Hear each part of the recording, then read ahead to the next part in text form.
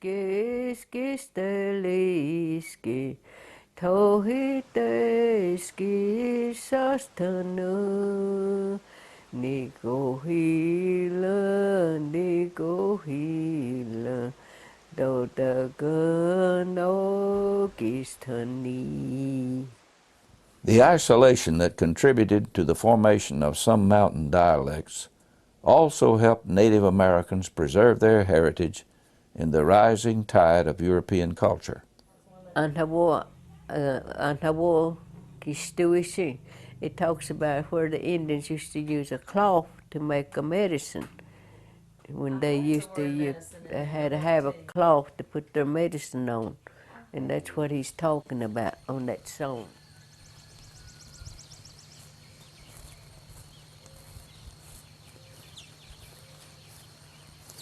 Let me set it right here. This is one of my frog bowl. Got the what?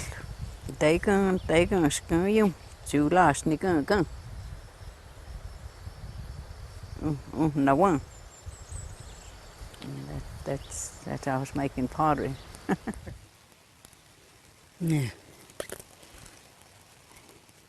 And my name is Cherokee language, Maga Awodagay.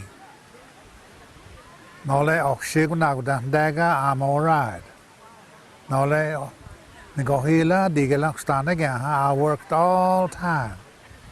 And that's Cherokee language, I guess. Shia Okshiwuza, Talina Dan Dagahon, I'll see you again. My youngest one, that's all he knew when he first talked, was Cherokee.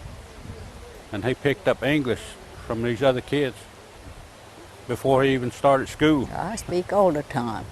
I don't care if they didn't understand me. I get after them if I speak English. I said, I always tell them I speak in Cherokee. Well, I use Cherokee, but anytime I'm talking to a Cherokee, it don't matter where it's at. But I'd rather talk Cherokee than English.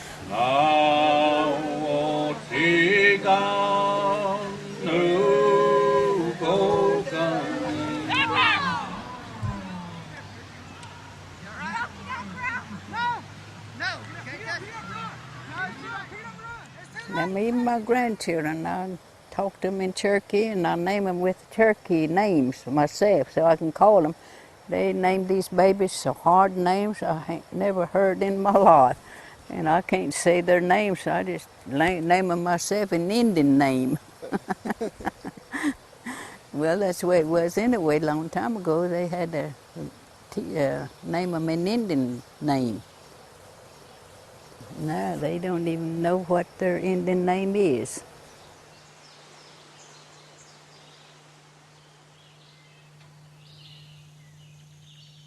Prior to colonization, the area that would become North Carolina was home to numerous native language groups, including Iroquoian, Algonquian, and Siouan language families.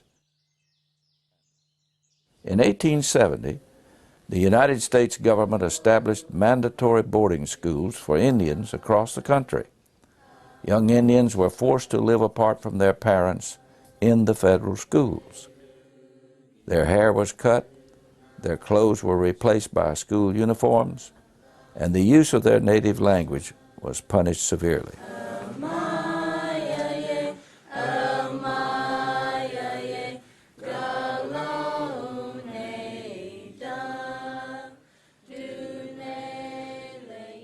All of these children were assigned new English names.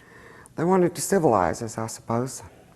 They were punished for being, for speaking Cherokee, so I think that was when it became endangered. Of course, we feel the effects of it now because there's so many that don't speak the language. Every time someone that spoke Cherokee dies, and there's been quite a few more and more as they get older, makes me feel kind of bad. So now we use it some here, not like we did. We only have one preacher that could preach Cherokee without any English, only one left. We had two and one died a few months ago. They did speak in Cherokee, mostly all of them, way back when I was growing up. They wouldn't there wasn't too many people that speaking English, just a few of them. And you'd go to the home, they all speaking Cherokee, everywhere you went. And now you can't go nowhere and they'd say, I don't know how to speak it. Cherokee language is almost gone. There's probably less than 300 Cherokees that speak fluent Cherokee, you know. When I was a kid, I was very much aware of that cadence in the craft shops. I worked in the craft shops down there from the time I was 14. It's probably against the law. Clear up to when I graduated from college. I go back in the summer and work down there in the summer when I was in college.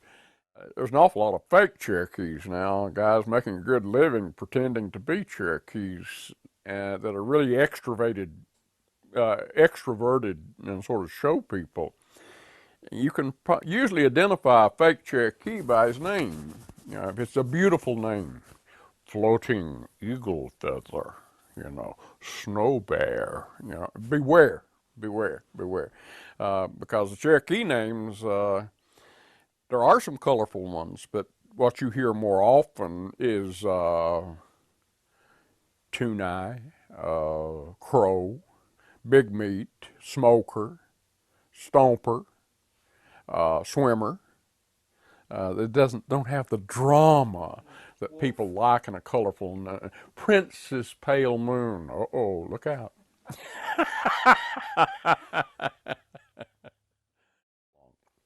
Of course, there's a genuine effort in Cherokee to give you the true Cherokees, but lots of times the tourists aren't interested in that. They want bloody tomahawks and scalping, and they want what they're accustomed to off of the TV. They want to see Deer Slayer right there on Main Street, And if you tell them that the Cherokees were sophisticated and agrarian, they raised cotton, they had their own alphabet, syllabary, their own newspaper back in the 1820s, they get bored. That's not really what they want. It's not the image they want. The Cherokee culture and language will survive because of the great emphasis that has been going on for the last 5 or 6 years. And I think that we are getting to the children at the right time, and that is birth on.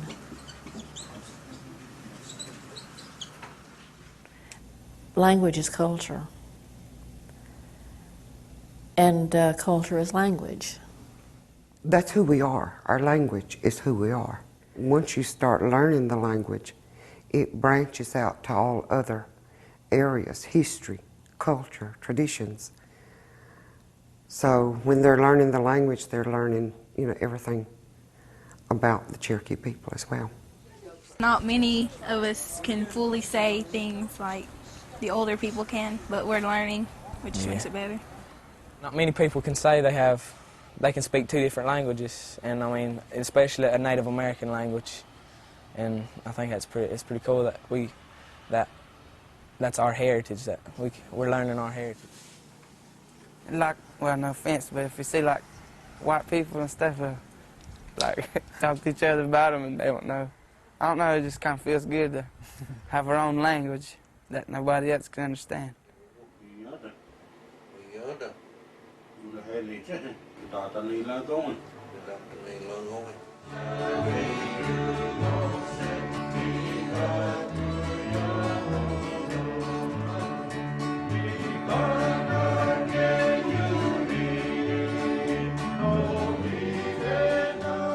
All our elders know it, but if we don't learn it, and they're gone, then it's going to be nobody knows it. So if we don't learn it, nobody know it, and it's like our heritage is gone.